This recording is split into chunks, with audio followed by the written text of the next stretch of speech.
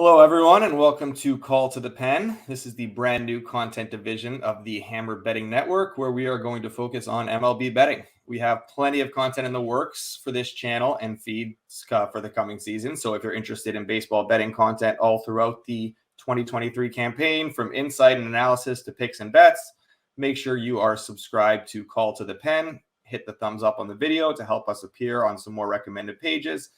And just like and subscribe. So my name is Alex Moretto, and to kick off the content on this channel, I am joined by Jason, otherwise known as Spreadapedia, to talk MLB futures. It's that time of year again. We're about 2 weeks away from pitchers and catchers reporting. You looking forward to this year? Yeah, baseball season kind of creeps up quickly. The football season ends, and all of a sudden, we're like what you say, 2 weeks away from pitchers and catchers reporting, and it's just nonstop. It just comes quick. Yeah, I mean, I'm still looking out my window here. I got like 5 feet of snow on the ground, and we're talking about baseball. It's like feels a little weird, but next thing you know, it's going to be March, and we're going to be in spring training, and then we're going to be out to opening day. So no better time to start getting into these right now, all these different player future markets, because we've seen a lot of books sort of drop them over the last week or so. And there's a lot to get through. So I guess we'll just jump right into it here. And we'll start with the MVP market. And we'll start in the AL, where we have, I think, the Angels duo of Shohei Ohtani and Mike Trout atop the board, joined by last year's winner, Aaron Judge, right behind them, and last year's AL Rookie of the Year, Julio Rodriguez, right after that. So it's sort of the top tier, and it's pretty much impossible to knock off Ohtani here, or to knock him in any way. Do you have any interest in him at 2-1? I'm curious your thoughts on that. And, if the jump, up to 7-1 for Julio Rodriguez is, maybe you think that's a little bit too much? Yeah, I was actually surprised to see Julio so high.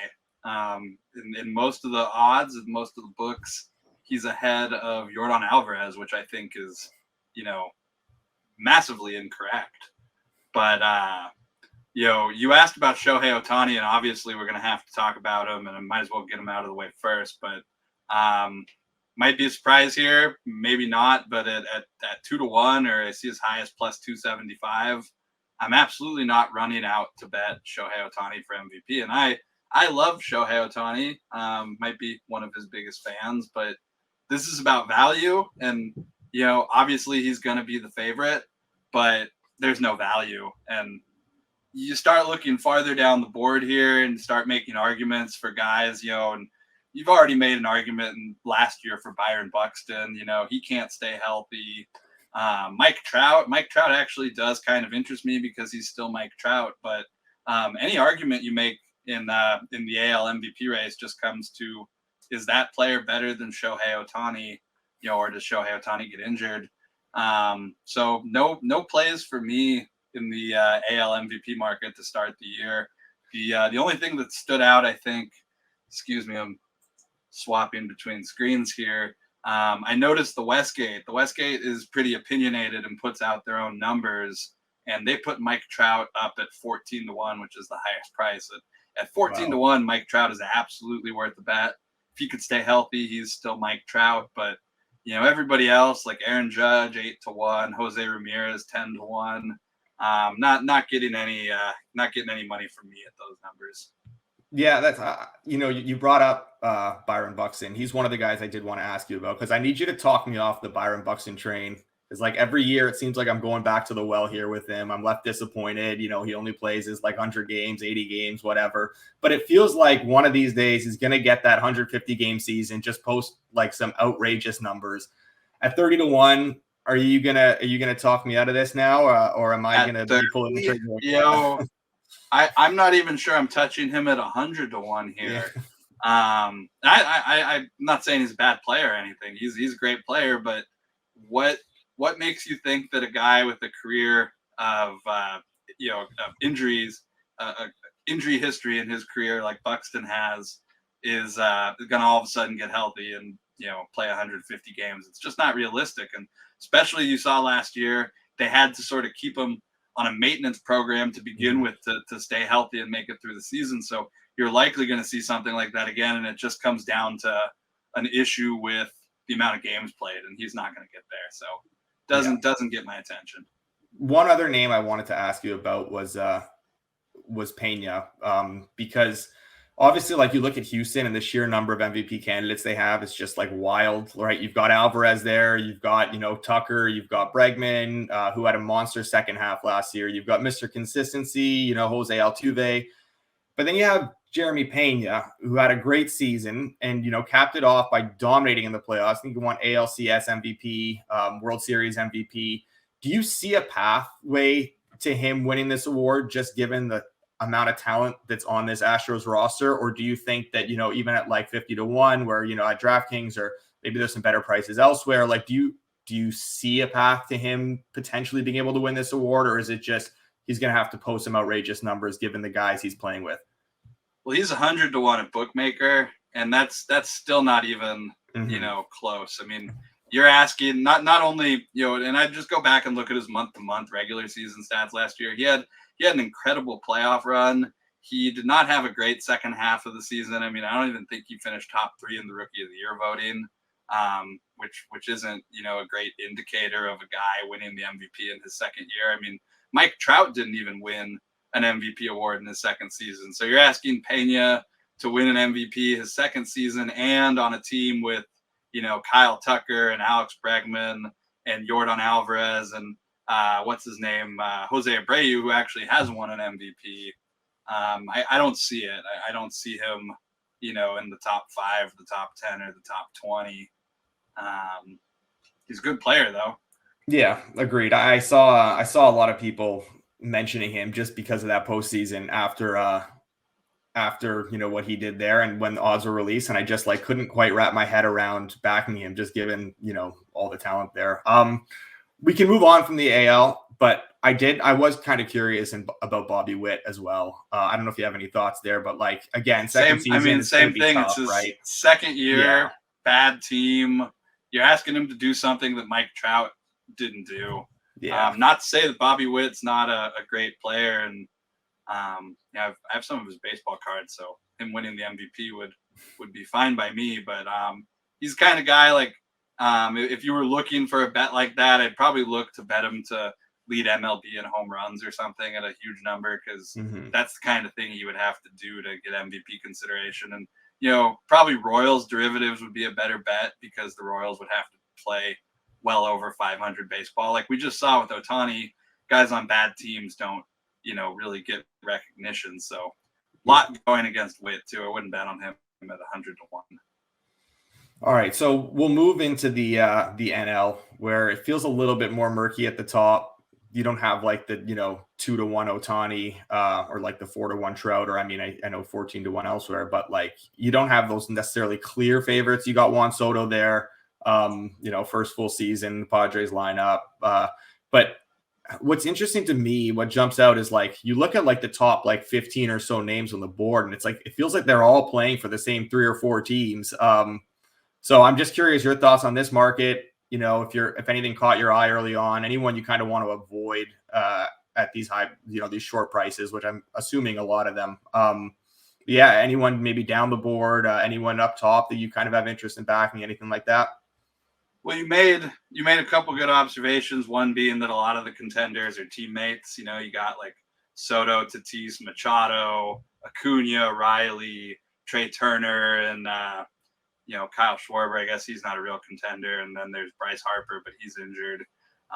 Arenado, Goldschmidt, et cetera. So everywhere you look, it's teammate. So a lot of the time when I talk about MVP, the first thing when someone asks me a question, I respond, I say, well, is he the best player on his own team? If he's not the best player on his own team, he's not going to win. Just by default, to be the MVP, you got to be the best player on your own team. So you get a Pete Alonso or a Francisco Lindor or a Soto, Tatis, Machado, and now Xander Bogaerts situation. You got, a vote potentially being split 3 or 4 ways. So, when it comes to the Padres, for example, I think, Soto is always going to be one of the top contenders because he's Juan Soto. He's one of the best players in baseball.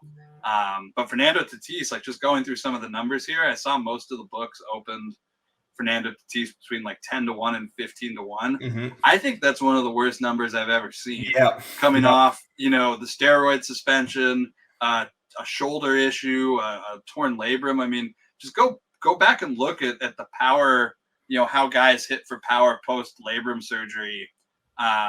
Historically, it's not a great track record of coming back and playing at an elite level, and coming off the suspension, 100, it's 14-1, 140-1 is kind of a number I'd put out. 100-1, 200-1, whatever. Like, he has zero chance in my mind. So yeah, the reason I'm saying all that is, when you're looking at this stuff, you have to, you could throw out anybody who's not the best player on their own team immediately, and Tatis is a guy like that. I would throw out.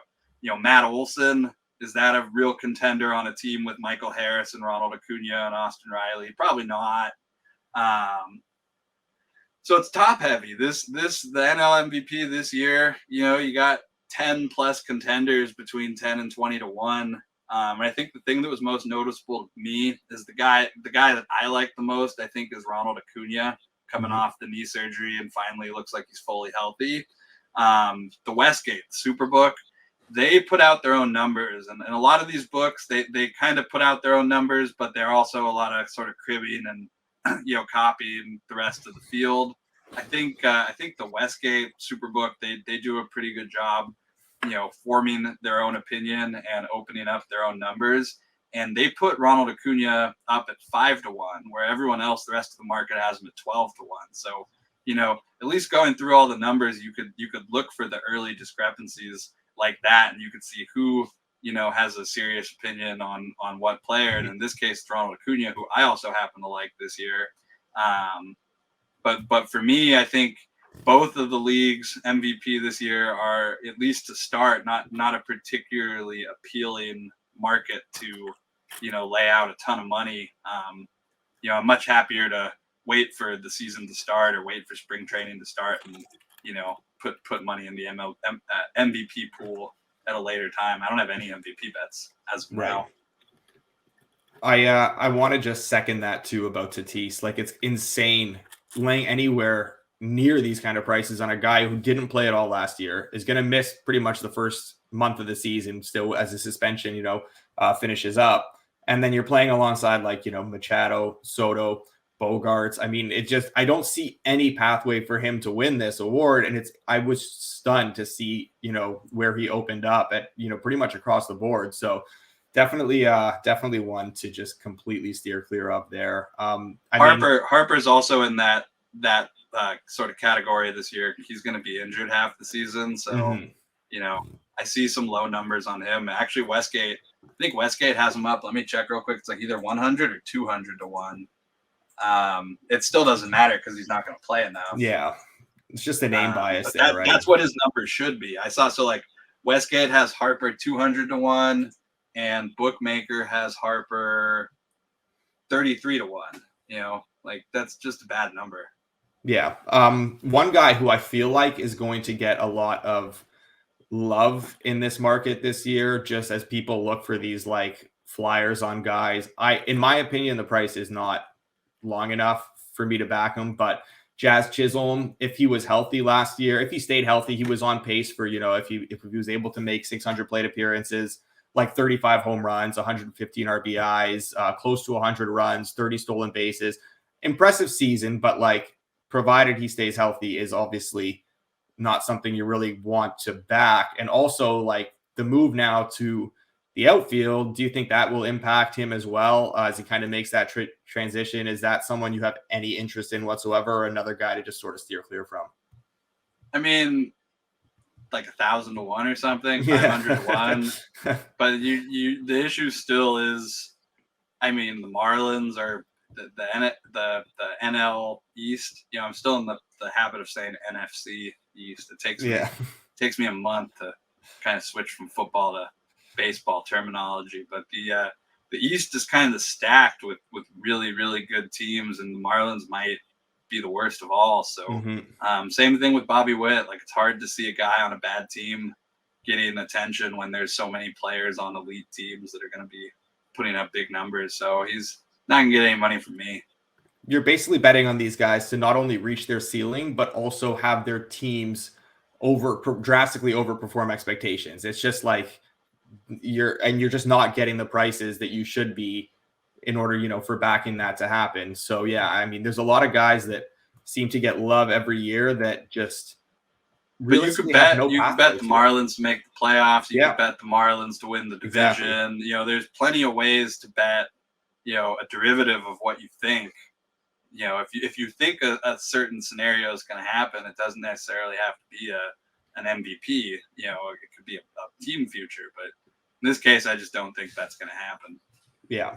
Okay, we'll get to Cy Young, which is a lot more fun, at least pre-flop here, I think, than the MVP market is. Obviously, the nature of Cy Young betting, you're always going to be looking at these longer prices, kind of steer clear of the top of the board, just with the volatility of this market year to year.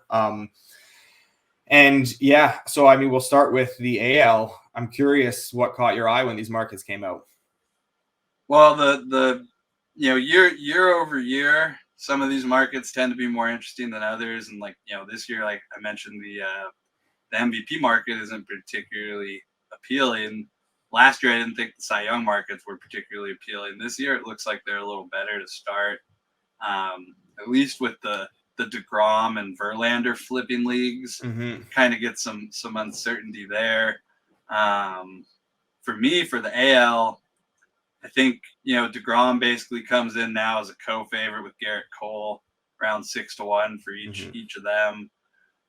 Farther down the board, there's a whole bunch of names between like 10 and 20-1 regular sort of suspects. Didn't get any money from me. I did sort of focus on the Astros pitchers. I've seen people mention Christian Javier and Framber Valdez as potential candidates. Framber coming off a pretty big season. Maybe he can improve on that. You're going to get like 25, maybe 30-1 with Framber early. My money, though, went a little farther down both the odds and the Astros rotation. I took Luis Garcia, I think at 200-1 at FanDuel this last weekend. I think if you look at his numbers, he's pitched about 150 innings the last 2 years, plus all the extra playoff innings. We know he can reach sort of the plateau necessary to pit, the innings plateau to be a Cy Young contender. So I thought 200-1 was pretty high, like strikeout and inning sort of stuff. Elite pitcher on an elite team. So 200-1 got my attention there. Otherwise, I'm usually apprehensive of Garrett Cole and the AL East guys. I think you can catch, numbers that drift out once the season starts. DeGrom, it's really going to come down to how much DeGrom pitches, because this is always sort of the question every year is 150 innings of DeGrom is worth how many innings of all these other pitchers. Right. So, if DeGrom stays healthy, it's always going to be his award to lose, regardless of what league he's in. But my money went to Luis Garcia at 200-1 to start. That's my only bet so far in the AL Cy Young. Do you have any, staying in the AL West, do you have any interest in George Kirby at all? Just potentially with his ceiling. He definitely struggled a little bit with consistency last year, but like really sort of settled in nicely. His underlying numbers were really impressive. I mean, maybe the price isn't as long as you want, considering he's really going to have to reach the upper echelon of his potential to be in this conversation. But I mean, he definitely has the arm and he has the potential. He has the innings pitched as well, where he's not so much going to be on a cap. He's going to be on a contending team. Is that someone that piques your interest whatsoever? Well, first thing I'll ask you, is he the best player on his own team? He's not the best pitcher. He's not the best pitcher. He's not the best pitcher on the team, but he has potential to maybe be. So, to answer your question, I think looking at his minor league numbers year over year, last year between the majors and AA, AAA, pitched about 155 innings. So, if you were to expect maybe 30 inning bump on top of that, he is in the range of innings. He's expected to pitch the amount of innings necessary to contend. That's good. Typically, when I look at young pitchers, I think people sort of overestimate how many innings a young pitcher's inning limit will jump year over year. Like, teams aren't just this isn't like Fernando Valenzuela throwing 250, 300 innings at 20 years old. They just don't do that anymore in the majors. Or Dwight Gooden throwing 250 innings as a rookie. You're gonna get 100 innings, and then you'll get a bump to 150 or whatever. But yeah, he could contend, I guess, if you're looking for a long shot. That's a name. I know Bookmaker, I think. Let's see what Bookmaker had. I think they have him 80. I saw. Yeah, 80 at Bookmaker. Let's see what Superbook thinks. Superbook tends to be a little sharper here. It's 100 at Superbook, so you want somebody at 100 to 1. I don't see any better names comparable other than Luis Garcia down there. That's what stood out to me, was they're just like the guys that he's kind of priced around, where I don't really see a pathway for any of those guys to actually go win the award. He was one that, it's a very outside chance, but kind of piqued my interest a little bit. But yeah, we can move on to the NL side of things here, and just your overall thoughts on the NL. Obviously, we have Verlander switching leagues, like you said. Alcantara is the favorite again after winning last year. Corbin Burns obviously going to contend again, but I mean, you're not really looking at the top of the market when you're betting Cy Young here, in my opinion. I think there's a lot of attractive names down the board, a bit more so than in the AL. So what are your kind of overall thoughts on these opening numbers? Well, so this was another market I thought was interesting that the Westgate had a little bit of a different opinion on. Most of these markets have Sandy and Verlander either as favorite and second or co-favorites. Westgate has Corbin Burns as a 5-1 favorite, Scherzer 6-1, Verlander and Sandy both 8-1, Max Fried 10-1, Strider, Gallen, and Wheeler 12, and Urias 14. Past Urias, the next 2 or 3 names, or maybe the next 4 names get at least a little consideration from me. That's Aaron Nola, Joe Musgrave, 25-1, and then Brandon Woodruff at 40-1. This guy I'm interested in, but Woodruff's problem is that he's Corbin Burns' teammate, so highly unlikely that he'll end up jumping him. Scherzer and Verlander, teammate issue. Fried and Strider, also sort of a teammate issue. I think Spencer Strider is another one of those numbers that I think is just super inflated based on his late season performance last year. I don't know if my camera just went out or something, but I'm back. No, I still got you. All right, we're good. Strider, the problem for me with Strider is that he's another guy where you're expecting a huge inning bump year over year. And, you're expecting him to stay healthy at 12-1. I think, I could throw him out immediately. And you got a guy like Julio Urias there who's 14-1, who's been one of the best or most consistent pitchers in baseball for the last 2-3 seasons. And he's really not even getting much respect, based on the guys ahead of him. Zach Gallen's ahead of him. Max Fried's ahead of him. I don't necessarily agree with that, but those are really good pitchers, top of the National League in terms of potential or quality or whatever. But you were saying you're looking farther down the board. For me, I'm looking near the top of the board. I bet Sandy again at 5-1, and I wish I had paid attention and noticed that Superbook opened before I started betting, because Superbook's at 8-1 on the reigning Cy Young. So they think Burns is the favorite. I get it. I think Sandy, until he shows otherwise, deserves to, retain his title of best pitcher in the National League, if not all baseball. Obviously, Jacob deGrom has something to say about that, but let's see who stays healthy. The only worry I have with Sandy, at least to start the season, is he's going to be pitching in the World Baseball Classic for the Dominican Republic. So, all that extra mileage does add up. And fortunately, he doesn't have that playoff mileage on the Marlins. But, we were talking about Cy Young and how you have to be on a good team, or it helps to be on a good team to win MVP. For Cy Young, it's not necessarily dependent, being on a playoff team. Like we saw Sandy last year won it on the Marlins. He could win it again. Mm-hmm. So for me, my money is on Sandy. Wish, I might actually bet some of that 8-1 because I missed it, but it's a good number. It's a really good number. Yeah. All right, we'll move to Rookie of the Year too, which is always sort of a wide open market, but this year it doesn't really feel like that's the case.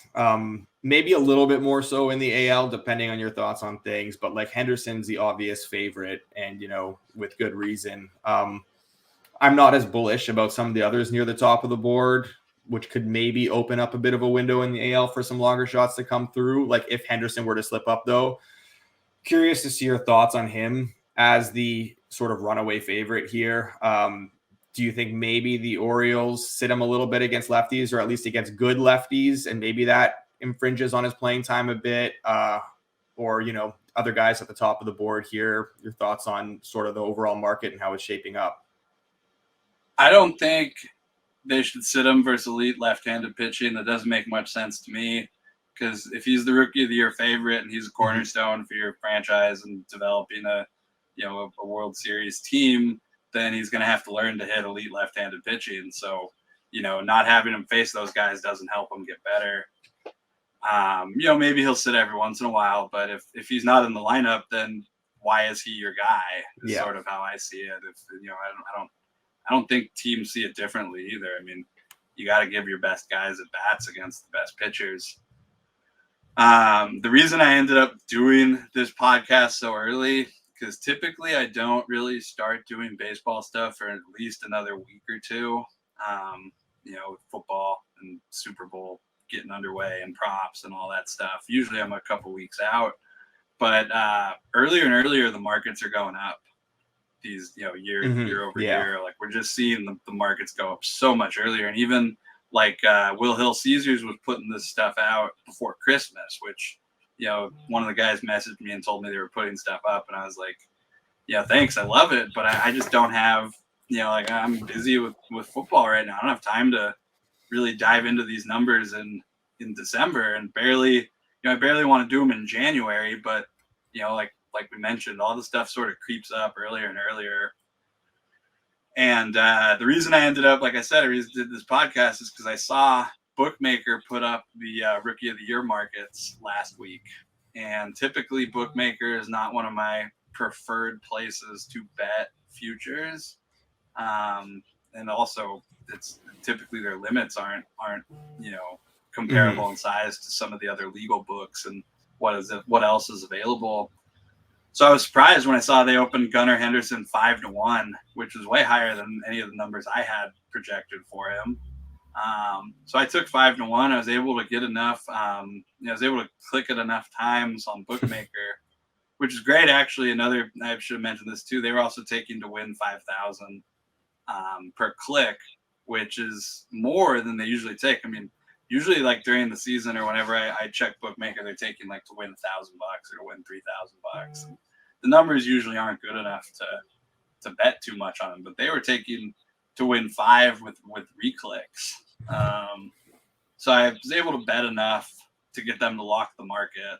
I don't remember what night this was last week. I can go back and check, but I got them to lock the market and reprice it, and they repriced Henderson from like 491 down to like 370, down to 350.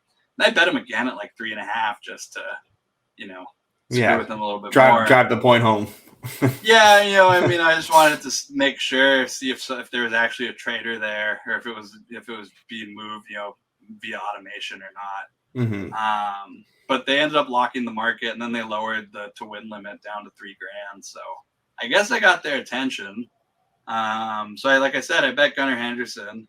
I think he's just an obvious choice at close to 5-1. I think, it gives me some wiggle room there.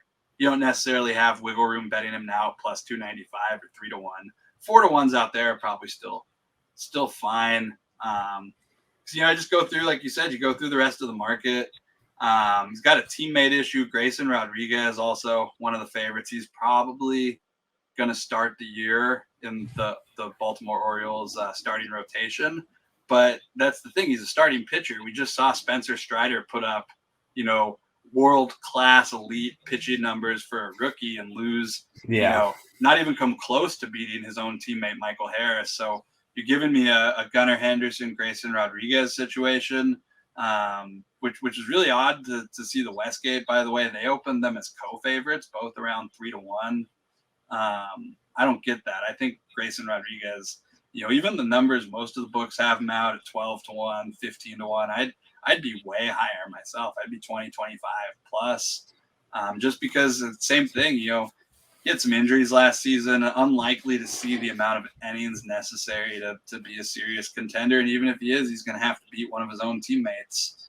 Hunter Brown, same sort of thing on the Astros. I love him. He's a great pitcher. Yeah. He has a better chance, I think, than most of the other pitchers, but still comes down to innings. And, Spencer Strider last year probably should have shown us and shown everybody that there's really no value in betting rookie pitchers unless you're getting huge numbers. And frankly, I don't see any pitcher in either the AL or the NL that's getting close to the type of number necessary to get my attention to start the season. Hunter Brown's got a tough path into the rotation too. It's basically going to have to be Urquidy. He has to beat out, unless, McCullers gets hurt again, but like you got Framber, you got Javier, you have McCullers, Luis Garcia.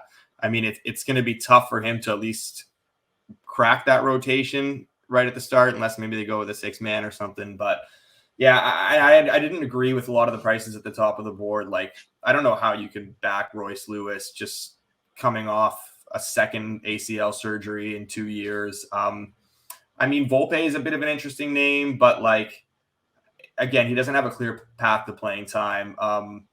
Just like any Yankee rookie that's going to be a starter will get a premium price. So, you're not getting much value there at 11-1. You're not getting a ton of value on Oswald Peraza at 25. The only other guy I bet early, and I agree with you that Royce Lewis isn't particularly a good value at under 10-1. The only guy I bet early was also a bookmaker besides Henderson was Oscar Colas, the right fielder for the Chicago White Sox. He's a Cuban dude, had some pretty nice, powerful home runs at AAA last year. I was able to scout him a pretty decent amount down the stretch. I got 40-1 on him, so took out some of the better numbers there. You can see 25 down to 18 available in most places now. But the thing, when I look at, and when I'm looking at handicapping rookie of the year stuff, one of the first questions you have to ask is, does he have a path to playing time? If you're not going to play every day, then you can't win rookie of the year. We saw that with Wander Franco. If you come up and you have 50 elite games, it's just not good enough to really push you, over the line. You got to have that almost full season or, 2/3 of the season. So Oscar Colas is going to have a chance to win the right field job out of spring training in Chicago. And that's good. He's a power hitter. Obviously, the concern with a guy like that's always going to be strikeouts, lack of walks. But, he got my attention. Masataka Yoshida gets my attention. In Boston, obviously, the Japanese guys always come in. They'll have a leg up because they're not technically rookies. But, you saw last year with Saya Suzuki, like he came in, had a good couple weeks. He went down. He was like an even money favorite, even probably went odds on a bunch of places, and then basically never heard from him again the rest of the season. So, you can't really read too much into the first couple weeks of production, especially when you know that a lot of guys are going to come up as the season progresses. But Tristan Casas is a guy I'd keep my eye on, another guy in Boston. But it's Gunnar Henderson's market to lose. That's the thing, is like some years the market is it just gives you good opportunity to look for guys down the board, and some years it's just a heavy favorite sort of year, and this year looks like it's leaning heavy favorite to start. One guy who, obviously, you talk about betting on opportunity, which is the most important thing in this market, but when you're getting like super far down the board, looking at like 100-1 stuff like that, a guy that maybe doesn't necessarily have the opportunity or the clear path to playing time right now, but could easily force his way into it that I kind of like is Curtis Mead, infielder on Tampa, who can, play. He predominantly plays third base, but he can play at first and second too. He's not known for his defense, but he's known for his bat. Like, this guy laces the ball, hits a ton of doubles. He's hit pretty much everywhere he's played. I don't see how the Rays keep his bat out of the lineup for more than like a month or two. Jonathan Aranda's maybe like a little bit of a popular kind of player, but I don't think his bat is that great. It's possible that maybe he plays, first base ahead of him there, or they move Yandy to DH and let Mead play at his natural position at third base. But I think if you're getting like 100-1 on a guy with that talent, if he had the playing time, the clear path to playing time right now, I think that price would be significantly lower. And, maybe it's like a Josh Lowe situation, but that didn't exactly work out last year for Lowe, but he did, make the team out of camp. And, if Mead's able to somehow force his way into this lineup, I think that, 100-1 won't last very long. And you're looking at a really good price at that point. Yeah, you're definitely on to something there. He's actually a guy at Bookmaker, just for your, just so you know. I saw him at 60-1. And somebody actually bet it, and they moved it to 55-1. It wasn't me. It's 65-1 at FanDuel still. So you got some numbers to pick between there. And then I noticed he's not even on the board at Westgate, so someone's got to ask or request him there. But yeah, you're right. The only thing I would tell you about the Rays to keep an eye on is because I took a flyer on Josh Lowe last year at like 100-1, just because it was similar situation. Rays prospect, he's a good hitter, has a spot in the lineup. It's the Rays, so you never know when they're going to send somebody back down to the minors for 2 weeks or a month to screw with their service time, or they don't want their players winning awards because that means they have to pay them more. Yeah. And the Rays' whole thing is paying their players as little as possible. So you're definitely onto something in the sense that, like, I'm looking at all the names between him, and who I consider contenders, and there's a lot of names that are 2/3 of his price or 1/3 of his price that I think have practically zero shot. But he's a guy to keep an eye on. Obviously, we're still so early that opinions will change in the next month or two. But I do find, the last couple of years, looking at my, what I've won on and what I've lost on, the earlier you bet, the better the results tend to be. I don't win as much as my in-season futures as I do the ones I'm placing now. Right. Okay, well, unless you had any other thoughts there, we can move on to the NL. And the NL is, for me, it's just so top heavy this year. And I tried so hard to like go down the board and find someone with some good value or some long prices. And I'm just really struggling. I'm really struggling to do it. You got, Corbin Carroll, who's the favorite, I think, in most places, and understandably so. He's hit everywhere, all around great player. I get Vargas, he's going to break camp with the Dodgers. Should be close to an everyday player, one of the best teams in baseball. Tovar is an interesting name too. He's going to be an everyday starter at Coors. Good power speed combo. And, even if he struggles a little bit early on, his glove's definitely going to be enough to keep him in that lineup. I'm not bullish on Cavalli at all. We already talked about pitchers and how tough it is for them to win this award. Same thing as if you're going down the board looking at guys like Andrew Painter and Kyle Harrison. But for me, someone who really stood out was Jordan Walker, and I like the prices available on him. I think he should be a lot closer to the Corbin Carroll range. I don't know what your thoughts are on that. I'm a big fan of his. I don't see how the Cards keep him out of the lineup too long. I think he'll force his way in there pretty quickly, even if he doesn't break camp with the team.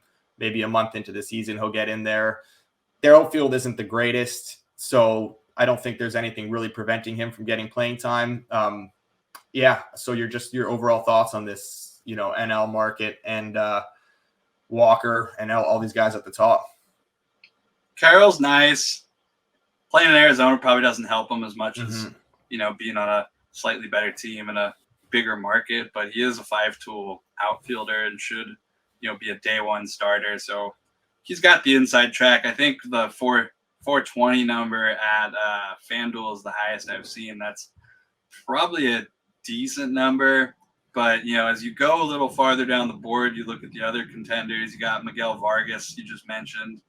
He's going to start the season as the starting second baseman for the Dodgers. So, that's a serious contender. I've seen him between, 10 to 1 and 7 to 1. I think, none of those are particularly compelling prices, but, you can't discount his contender status.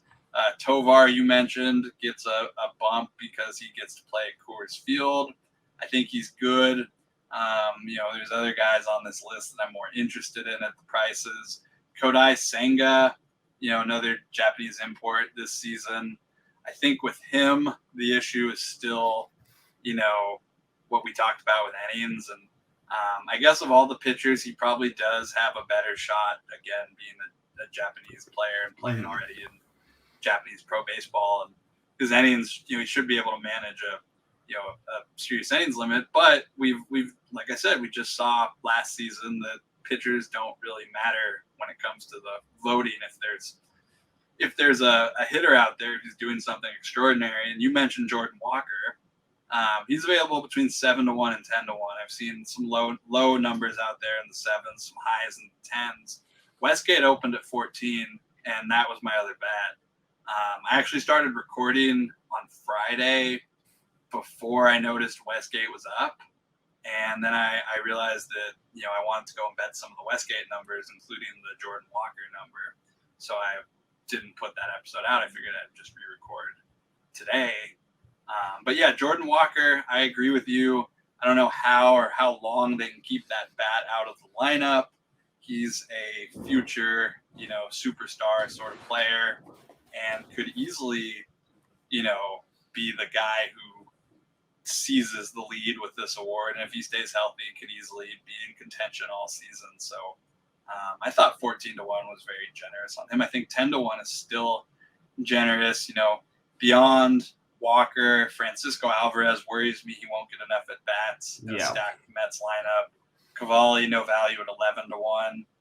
Same thing. I'd rather have him at 111 to 1. And, even then I'm not really interested in him. And then there's Ellie De La Cruz. He's one of my favorite players. I've been buying up some of his baseball cards this last off season.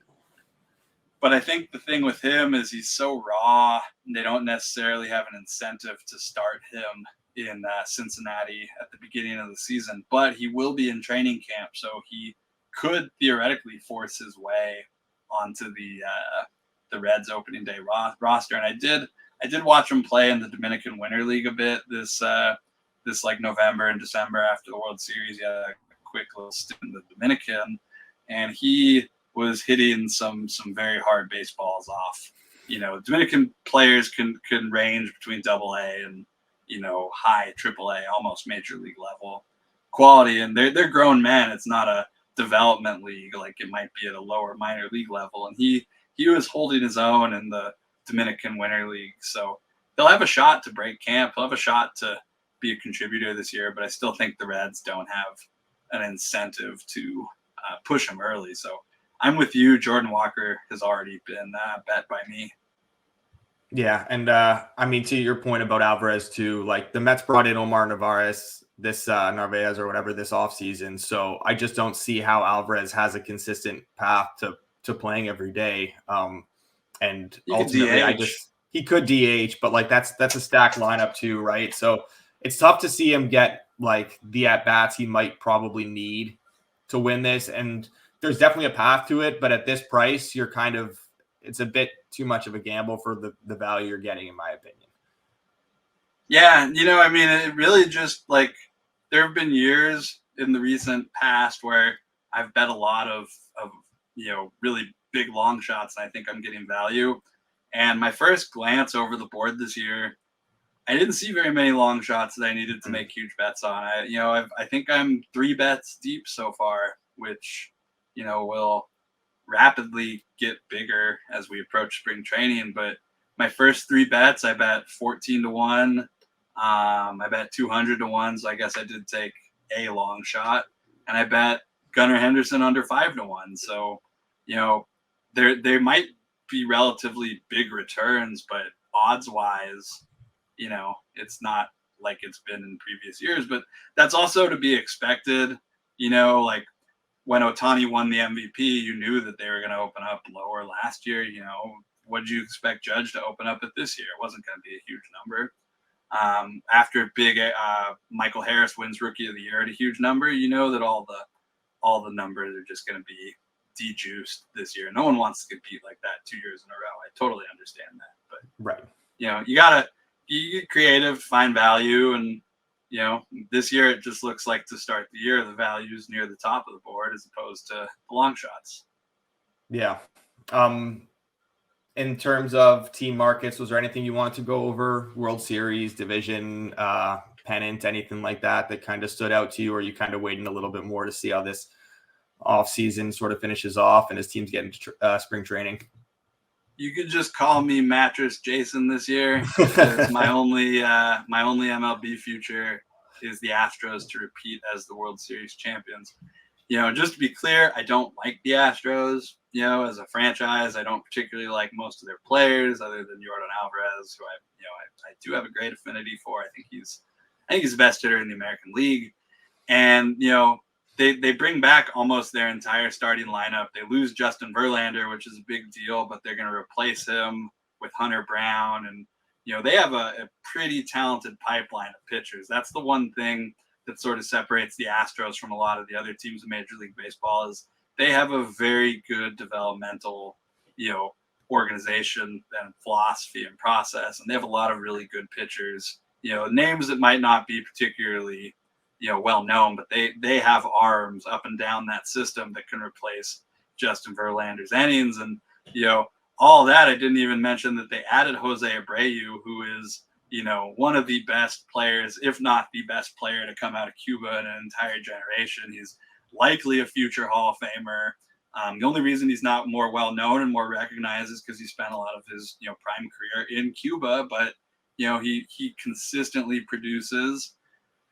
And seeing him move to a top-tier organization like the Astros, you mentioned earlier Jeremy Pena being your sort of long shot MVP. If I had to take a long shot MVP, it would be Jose Abreu at 85 to 1 or 100 to 1, just because he is a former MVP winner. He's joining an elite lineup, and he's a complete player. He's one of my favorite players, if you can't tell. Yeah.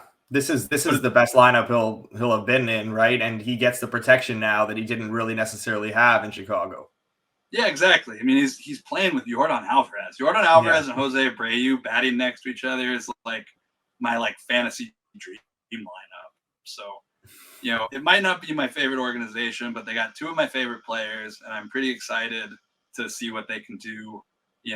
So maybe I'll just have to kind of cognitively dissonance myself into not watching the Astros but pretending they're not the Astros, because I want to see them succeed this year, but also I don't. Yeah, fair enough. All right, well, I guess we'll wrap up this inaugural episode. So I appreciate you joining for this. Everyone, make sure you like and subscribe here so that you can stay up to date with all our content. We got a lot of fun stuff that we're going to be rolling out for the MLB season here. So Jason's, hopefully going to be a big part of that. So make sure you hit the like button, hit the subscribe. It helps us pop up on your feed. It helps us grow the channel. It helps us do more content. But yeah, I appreciate it, Jason, and we'll talk soon.